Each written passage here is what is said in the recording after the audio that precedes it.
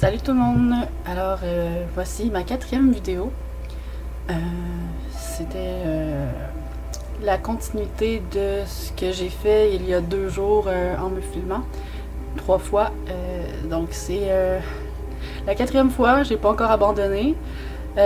Parfois c'est sûr qu'il y a des moments qui sont plus propices à la procrastination, tout dépendant des saisons. Je sais pas comment vous procédez dans votre processus créatif, mais il y a toujours des moments où on n'a vraiment pas envie de se compliquer les choses et de se motiver.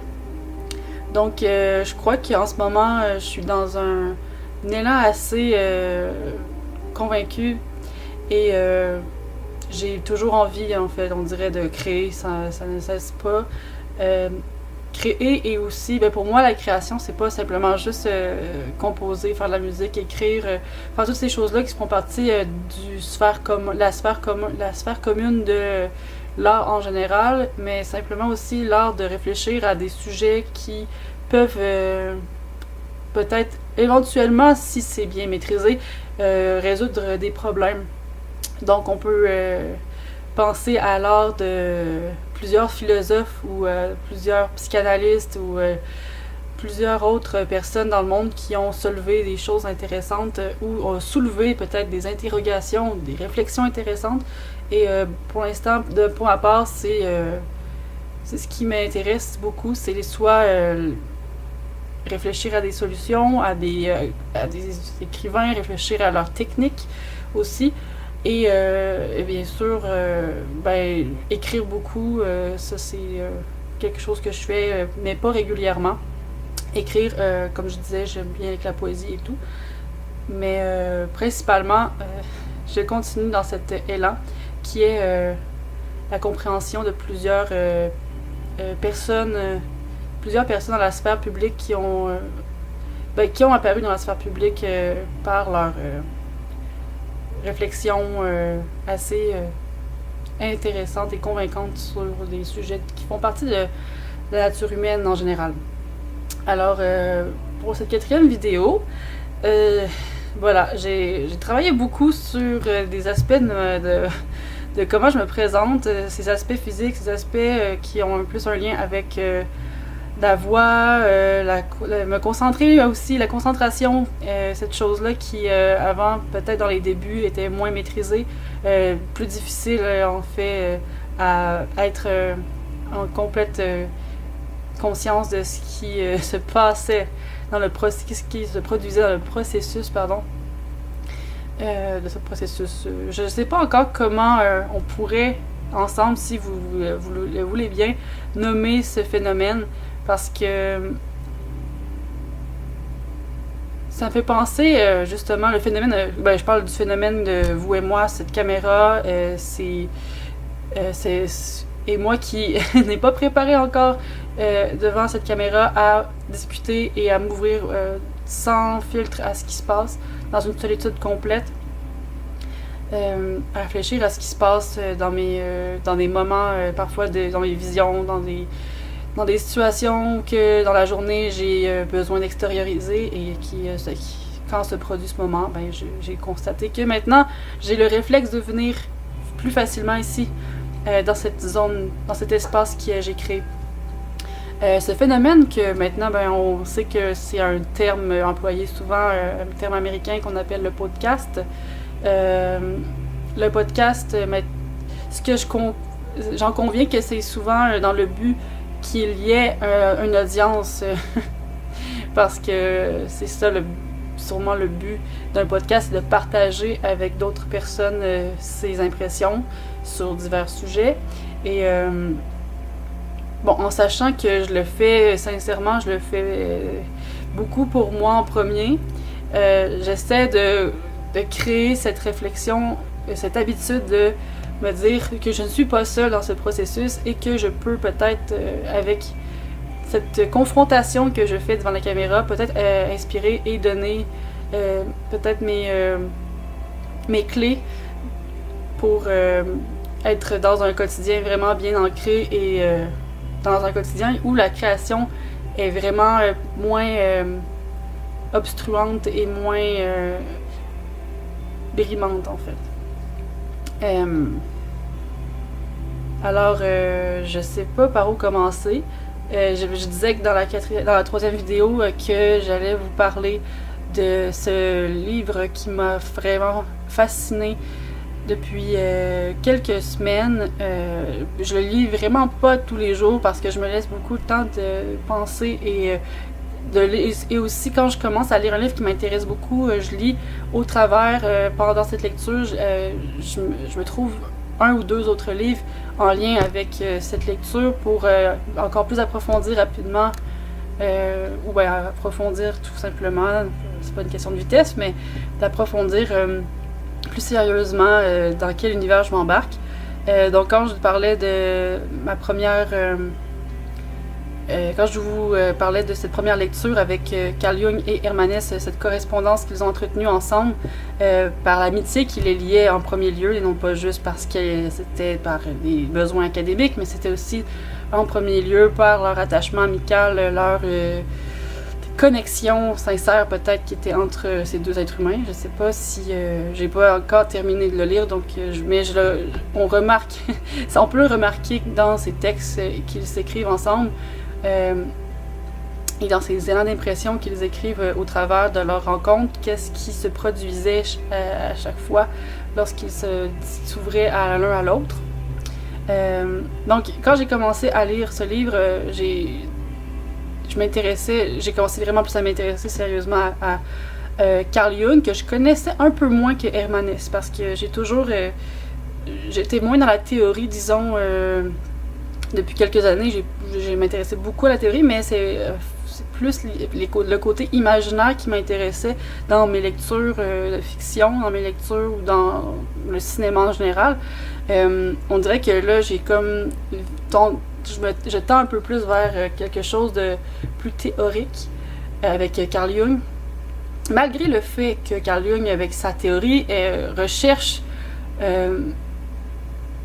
dans ses textes, dans ses réflexions, on recherche le côté où la théorie n'est pas simplement, la seule chose qui importe pour comprendre un sujet. Parfois la théorie n'est juste qu'un outil et n'est pas la seule chose à envisager lorsqu'on étudie sérieusement un sujet. C'est pas encore très clair dans ma tête pour essayer de comprendre comment Carl Jung voyait cette pulsion, cette inconscience collective qu'il recherche sans cesse, on dirait, dans l'être humain.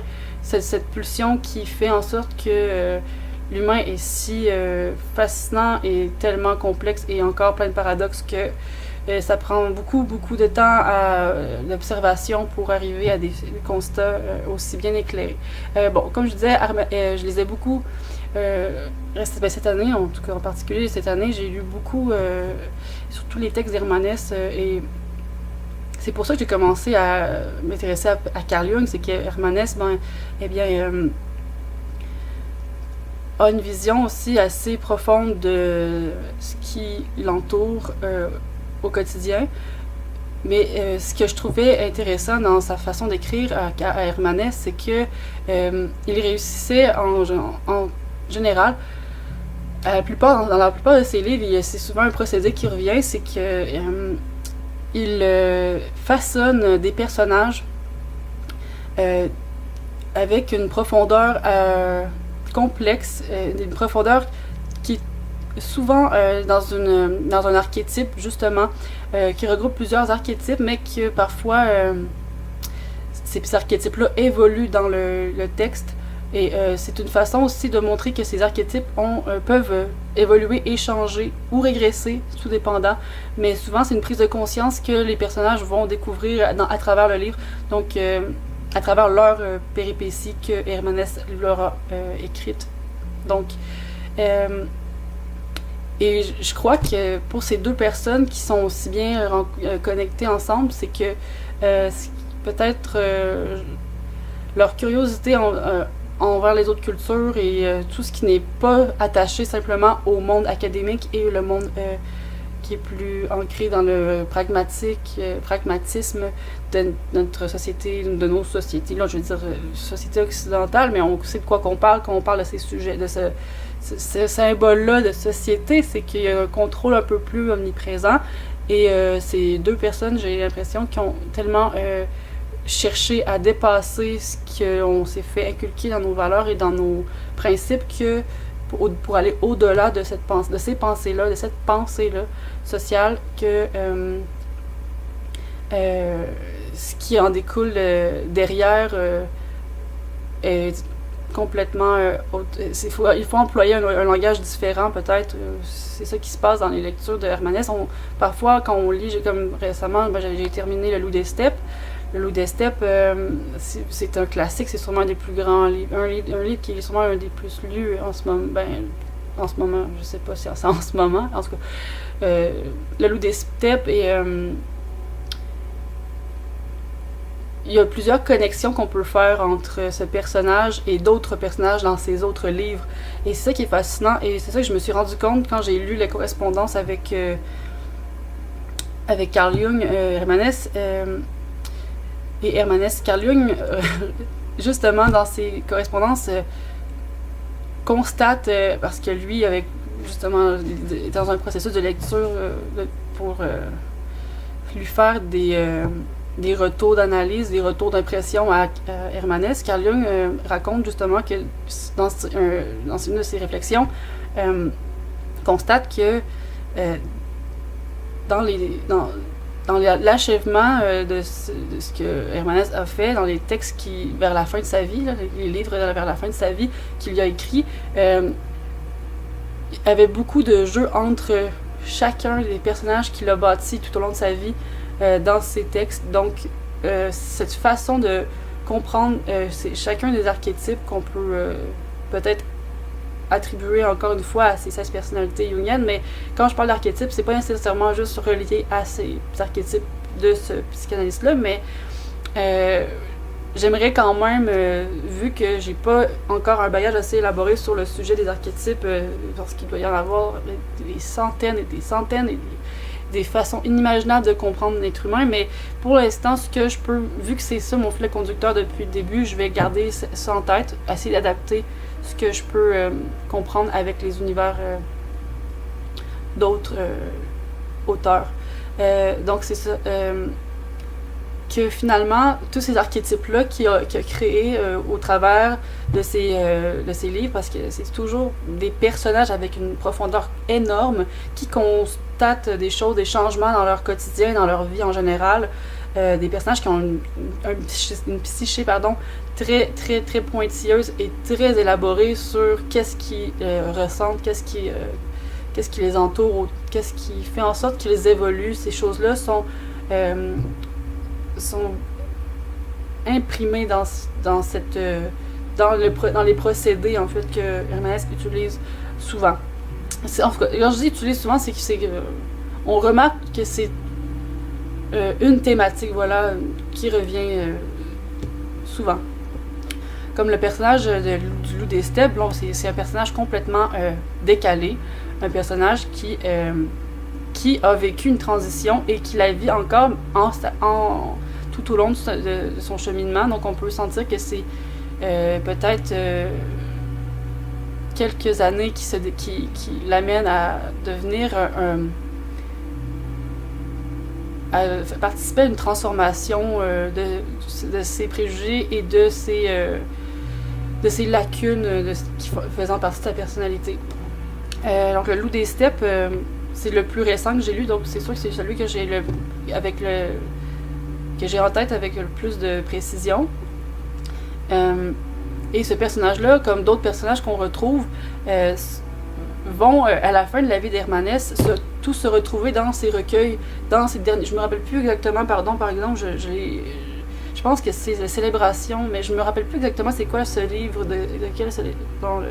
quel livre il s'agit, mais c'est un de ses derniers livres qu'il a écrit, a regroupé tous ces personnages, ou la plupart de ces personnages les plus significatifs, ensemble, pour les voir évoluer, voir comment ils sont devenus à la fin de ce périple à travers fiction que Hermanès a créé, cet univers que Hermanès a créé pour eux. Et je trouvais ça franchement hallucinant de lire les correspondances entre les deux parce que leur sensibilité est vraiment très très affinée pour ce qui relie à la littérature en général, sur qu'est-ce qui regroupe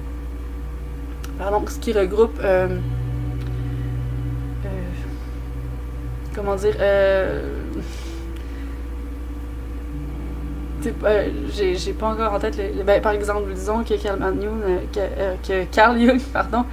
Carl Jung écrit on lit une lettre de Carl Jung qui est dédiée à Hermanès et dans son texte Carl Jung constate que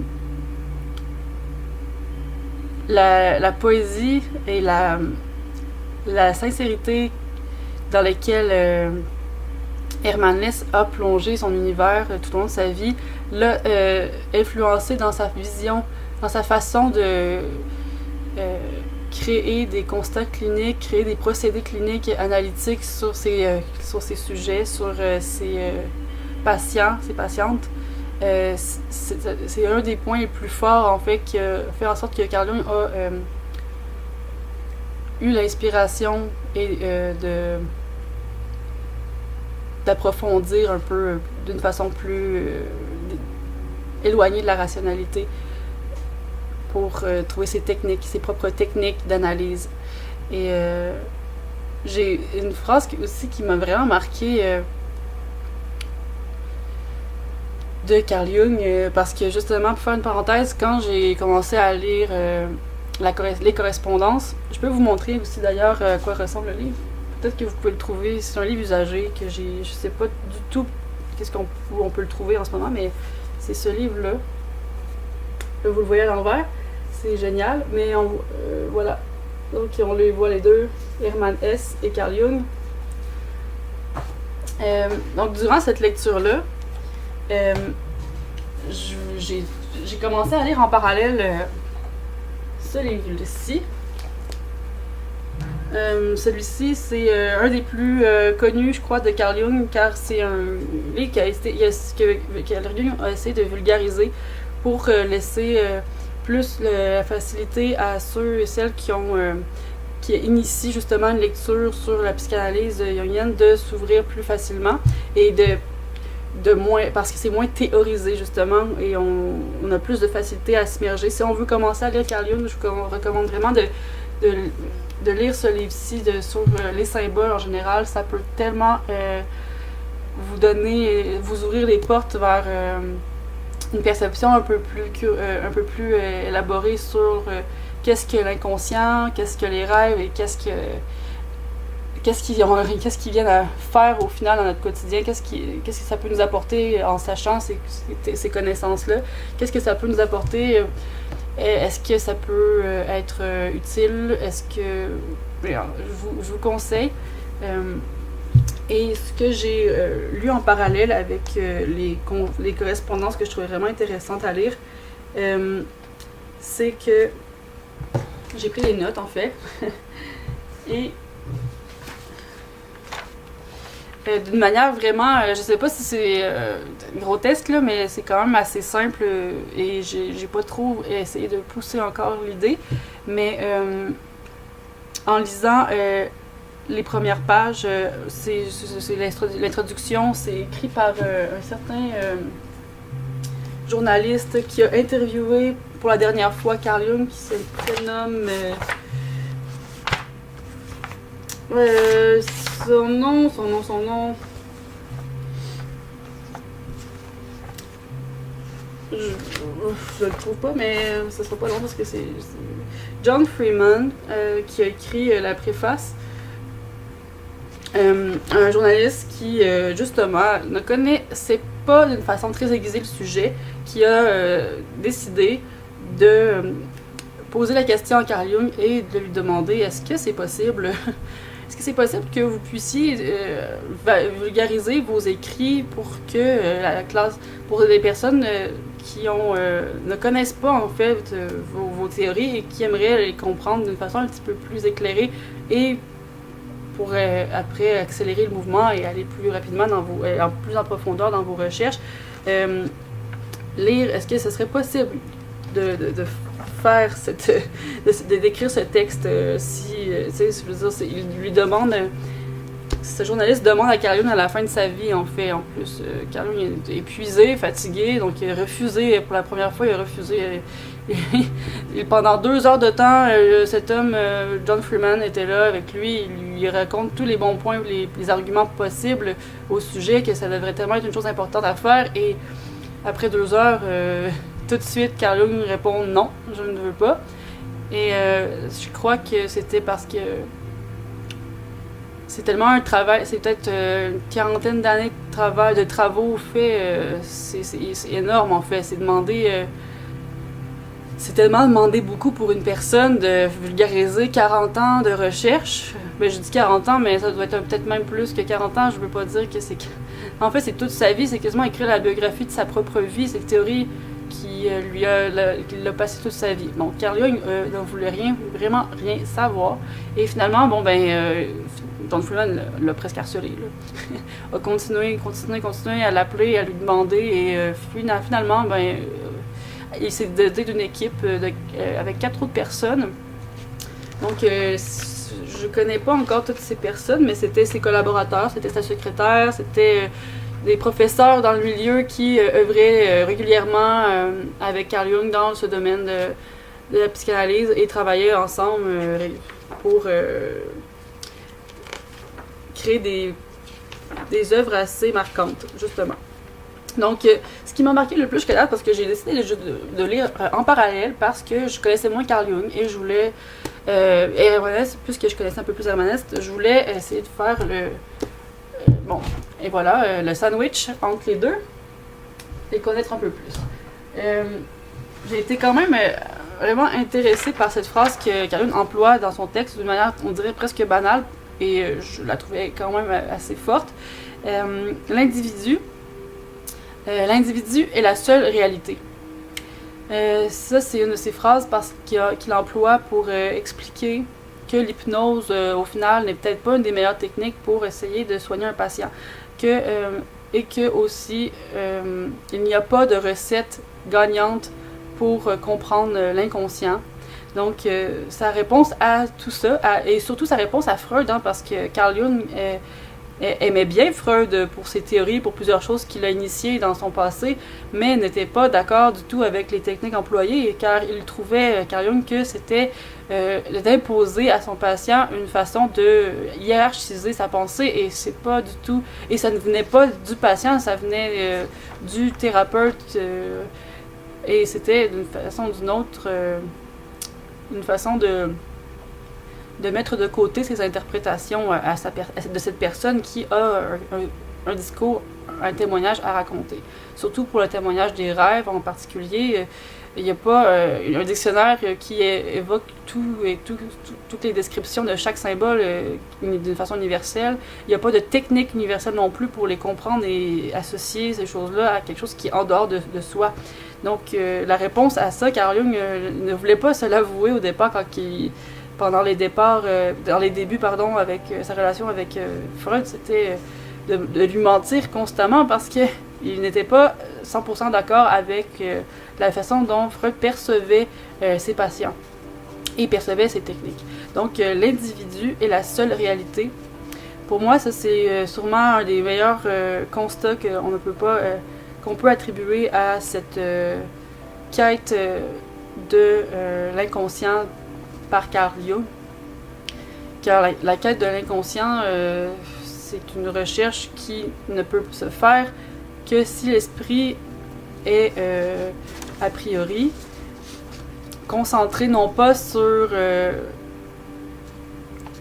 son vécu, oui, en fait, c'est sûr qu'il faut concentrer son vécu, mais il ne faut pas, il n'y a pas de, en fait, il faut juste approuver, excusez-moi, je trouve ça tellement difficile à trouver à essayer de trouver comme commentaire. Le commentaire est difficile à maîtriser, en fait. C'est qu'on ne peut pas avoir la certitude. À chaque fois, il n'y a aucune certitude que la réponse est présente. On sait simplement que l'inconscient est quelque part, comme on sait que la matière noire qui doit régir en ce moment 97% de notre environnement est présente, existe. En déduisant, par la déduction et par plein de choses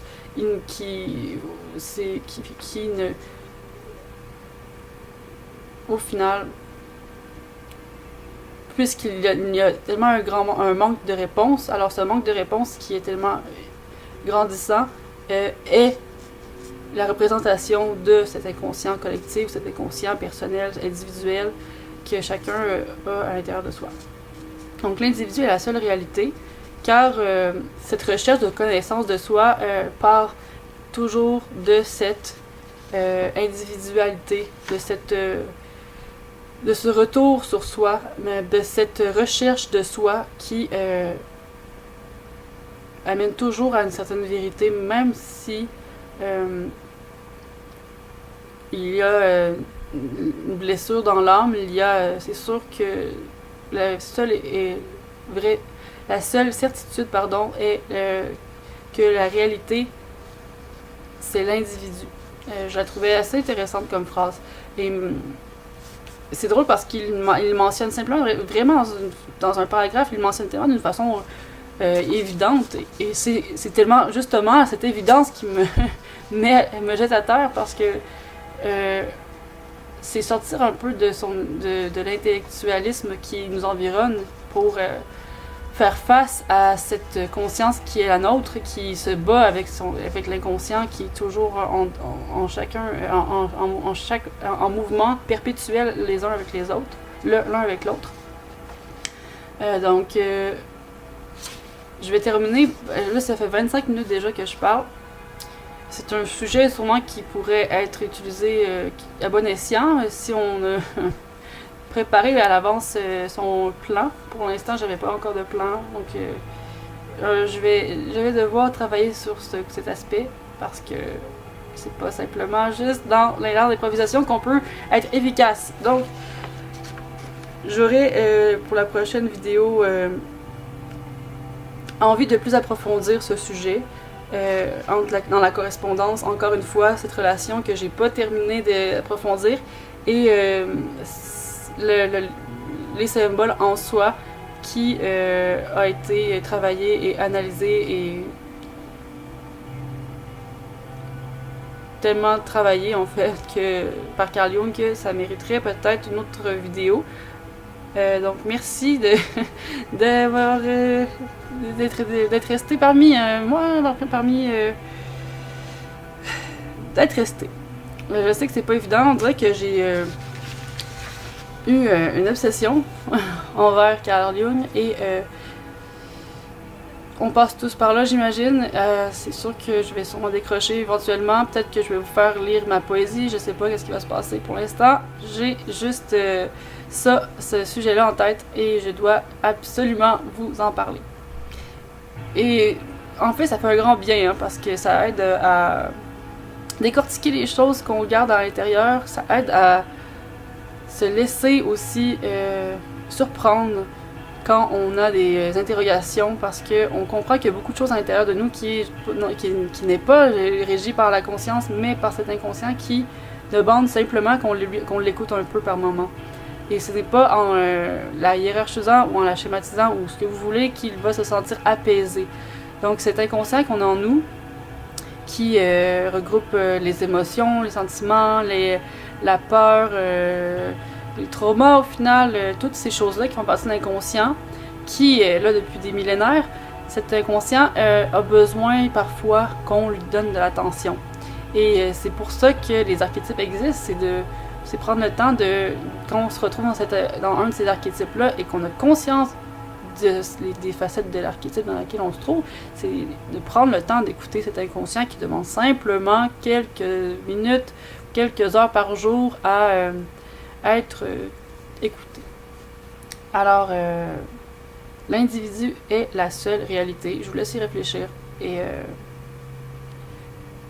merci de votre écoute, et en espérant que ça vous intéresse, vous continuez à m'écrire. Si vous avez envie de m'écrire par l'adresse courriel que j'ai mis en dessous, vous pouvez m'écrire par cette adresse courriel. Si vous désirez rectifier, poser des questions, mettre des commentaires, juste à mettre en dessous.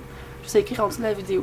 Donc merci beaucoup et passez une très belle journée et à bientôt.